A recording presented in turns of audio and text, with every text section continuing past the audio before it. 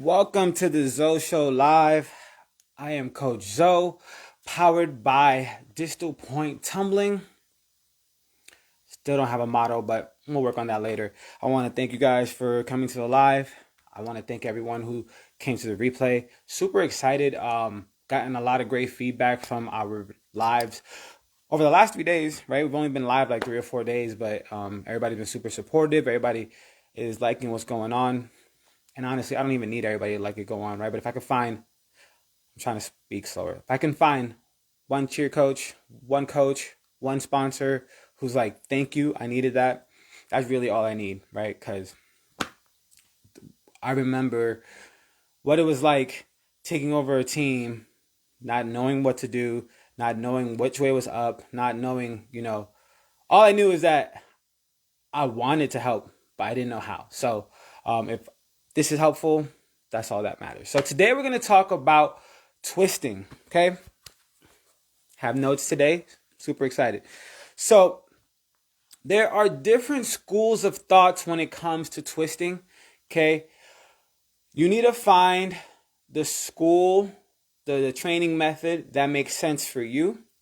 And then you also want to know enough about other ways to teach twisting that makes sense to your athletes, right? If you understand something, if you understand the ins and outs of something, then it's easier for you to transfer that energy into someone else. And then I'm hesitant to say make them understand, but help them understand, right? But with that being said, everyone is different, right? So I like using the term standard deviation, right? If you understand this school of thought, within one standard deviation, you can help 66% of the people that you come into contact with, right? But 2 standard deviations and 3 standard deviations, like there's going to be that one outlier who's super talented but has to hear something a different way, or who's super talented but has to do something a different way. So the more you learn about the different school of thoughts, the better equipped you will be to help them. But with that being said, I'm coaching this one because this one works, it makes sense, and it helps with the progression. I'm all about progression. What I did early in my career was like I would teach what was easy and I would teach what would work right now. And then when we get them down the ladder, they were not prepared to move on. And then they're frustrated for way longer than they should have been because everything that they learned, they have to kind of unlearn and then relearn some new things.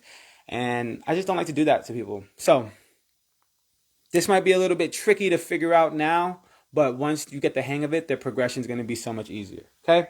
I learned the school of thought from Coach Dave Almeida. Love you. Hope you're doing great out there. All right. So first, let's talk about what is twisting.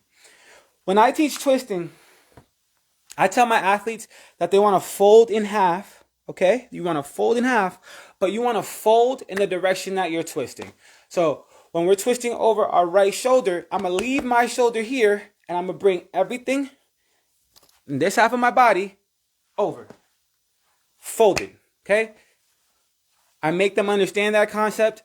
I make them practice that concept. I literally just have them lay down on the ground and then fold over to where they want to go, only using that half of their body. And then come back down, fold. You get the point. The next thing I do when I teach twisting is I tell my athletes you got to get this shoulder. So we're twisting to the right today. You want to get this shoulder to this shoulder, this hip to this hip, and then you want to tee. Oh, you can see my feet. I was worried about that. You want to be able to tee your feet, okay? So when I say tee your feet, I have shoes. I'll be right back.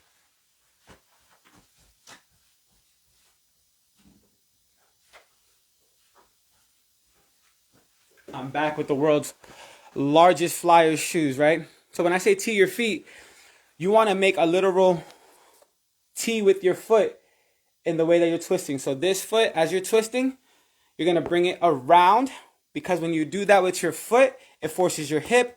And if you're tight, it'll bring your shoulder. And then all you got to look. All you got to do is look with your head, and you're twisting.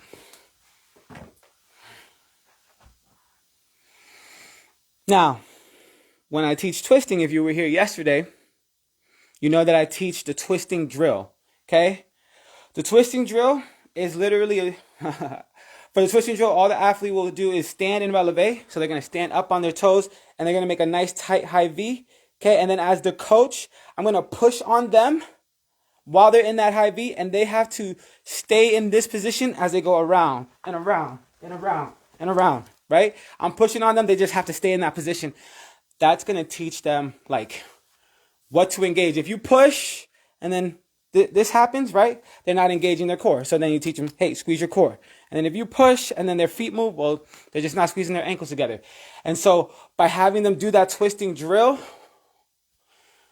out of breath. By having them do that twisting drill, it teaches them to engage everything while twisting, which is necessary because no base wants to catch feet in the air that are flopping around and looks like they're going to attack them. So we have to have these flyers fly tight, twist tightly so that it's the safest for them, it's the safest for their bases. All right. How to twist. So step 1, I teach them what twisting is. And then step 2 is how to twist. Everything I teach, like I said, is based on progression. So before we move on, I got to tell you something. And you're going to say this to your athletes a lot. Trust me. Okay, what I'm about to say seems counterintuitive. It seems like it won't work, but I promise you it works. I've done it. My college team, the last year, Bethany College, the last year that I coached them, I taught them this method. I made them, because usually I gave them an option because they were adults, but I made them do this method, and 3 weeks later, doubles just started falling out the sky. Okay, so even though it seems counterintuitive, even though it seems like I don't know what I'm talking about, I promise you, trust me, twisting will happen. Okay, so when you twist, you're gonna twist in a T. And like that seems dangerous. If the flyer's in a T in the air, she's gonna knock somebody out. If the flyer's twisting at the top, she's gonna get caught in a T. When you catch a cradle, it's the same motion, right? So it's not that dangerous. When you're twisting, we're twisting to the right, okay? So you want to take your right arm and you want to throw it behind you. You want to take your left arm and throw it in front of you. So you're going to jump off the ground or, ride your cradle and then throw. As you throw, you're going to stay tight like you were in that twisting drill. And then you're going to twist, okay? You're going to hold. If you're getting caught in the cradle, you'll drive your hips up, toes up. You do your cradle catch, but you're just going to hold this position. They cannot jump off the distal point. They cannot jump out of their flyer's hands, or they can't jump out of their flyer's hands. They can't twist out of their flyer's hands, and they can't twist off the floor. Make sure that they are completely off the floor, and then throw behind, throw in front, and hold. I pray I don't hurt myself, but they're just going to jump, turn, twist. Okay? Why? Well, what Dave showed me is when you look at ice skaters, figure skaters, they start off really wide, and then as they start twisting more and more, they just get smaller and smaller and smaller and smaller, and they just bring their arms to the side. And as we started practicing our twisting that way, the doubles started happening, right? So to do a double twist, right, all you have to do is initiate the same way for the singles. So throw behind, throw in front, and then once you have started that motion, all you need to do is bring your arms down to your side. Okay? Because, now this is going to be the nerdy part, the biomechanical part that I love so much, but because you're already twisting, okay, when you close your arms, you're actually pushing the air around, and so it's going to add another twist.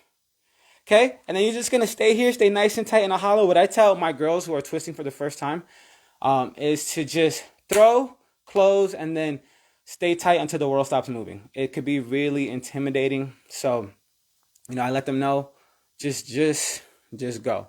I'm going to try one double. I hope I don't break anything, especially my fists. But you're going to jump, throw, close, right? So jump, throw, close. Not a girl, but I did a 1.5, right? And all I did was here and here. What I like about that progression is that it doesn't require the athlete to do too much. It doesn't require the athlete to break her line. It doesn't require the athlete to do anything, right? Throw, That's that's all the energy we expend, and then clean. We've been cleaning as a cheerleader our whole lives. And so it keeps things interesting. When we start asking athletes to, reach, to curl this in, cover your holes, whatever you say, right? So like imagine, okay, this also messes up the full up, but we'll talk about that maybe tomorrow. But like if I reach across my arm like this and I'm keeping everything tight, what happens is my hips go the other way. My hips go the other way. And then now we're working against ourselves and we don't understand why we're being tight, but our body isn't. So you're going to throw, you're going to close, and there's your double. Now, when do you double? When do you throw doubles? When you feel great about your singles. As long as if the cradle is safe and the full down is safe, then the double down for the flyer is safe for her to try. What you do want to teach. So now let's talk group stunt. What you do want to teach when we are trying doubles, when we're going for doubles, is you need to teach the back spot to get her head out of the way. Okay? So she's gonna quarter turn. Imagine it's the flyer. She's gonna turn, okay, head out of the way, and then she's going to hug her bases in. Okay? So we're here. Imagine we're at prep. 5, 6, 7, down. 1, 2, up 3. Double, catch. Okay? Hug your bases in. Leave space for your flyer's face and keep your face out of the way.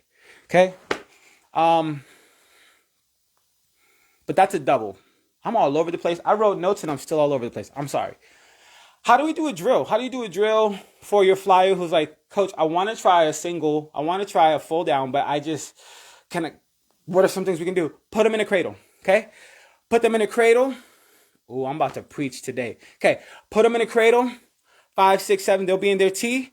Nice, tight, hollow. Dip, have them throw, okay? Why am I going this way in a cradle when I want to go this way? I'm sorry. But throw behind, reach, okay? And just have them ride their cradle and get caught in a cradle catch, right? Let's talk about cradle catches since we're here. I like 2 count cradles. I think that they give us the most energy while still keeping good timing. So I like to go 5, 6, 7, 8. We're down. 1, 2. Extend 3, 4. Okay, that gives us more time to get everything together as we cradle, get more energy from our legs, and then really flick through those fingertips at the top of our cradle. So do the cradle, have them in their cradle catch, dip them, boom, have them twist and hold the cradle position for a single, and then for the double, dip, throw, twist, close, having them hold that closed position at the end of their cradle.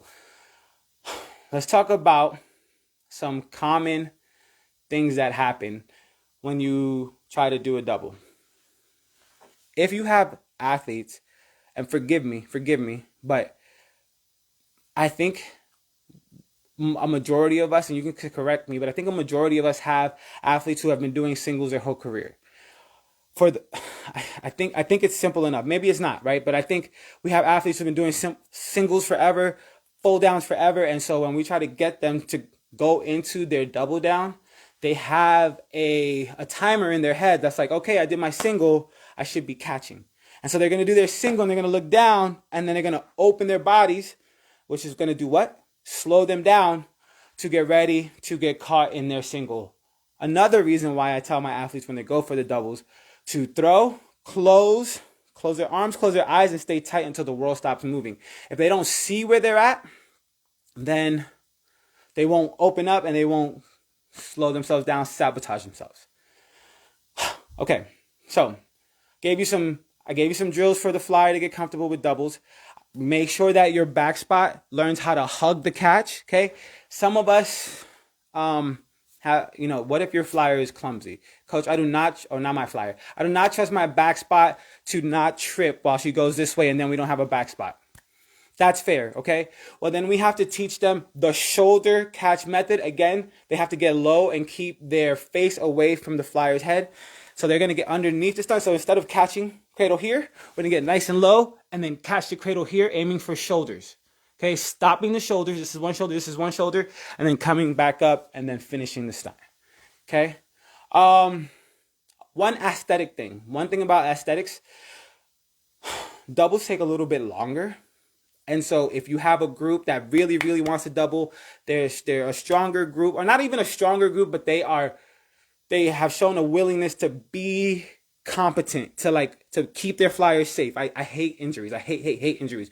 But if they love and care, and they care about their flyers, then you'll tell the bases catch a little bit lower, right? Because doubles take longer. So just get a little bit lower on that cradle catch, and then maybe even give them a little pop, finish that double for them, and then set them down. Especially when flyers are first learning how to double, they might need a little bit of time. So if the bases can safely, I like to catch my cradles up here, gives me more time to fix anything if it goes wrong. Most bases like to catch their cradles up here for a double. Stay down here. As long as those bases care about their flyers, I'm cool with it. If you have a group of bases that are indifferent about their flyer, don't even mention it. Have them catch that 1 1/4 or that 1 1/2, and then just pop to finish it to the top. Don't put anybody's life in danger. So, twisting.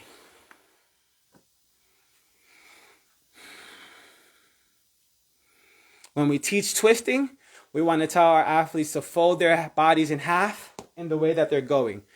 Okay, when our twisting drill, when we're teaching twisting, have your flyer do the twisting drill, being unmovable in this position, holding their position as they go around. Okay, somebody's going to try to turn them, they need to hold that position. When teaching twisting, when doing a twisting cradle, a full down, force them to do it from a T position. They're going to want to be here. They're going to want to be here. Force them to just stay in a T. Okay? There are a lot more variables if we have to go from here to here. It doesn't seem like a lot, but it's 6 inches. So that could be harder. Here to here. Now we have to go down 6 inches and twist 30 degrees. It's too many variables. Stay in your T. Close your T. Simple. Okay?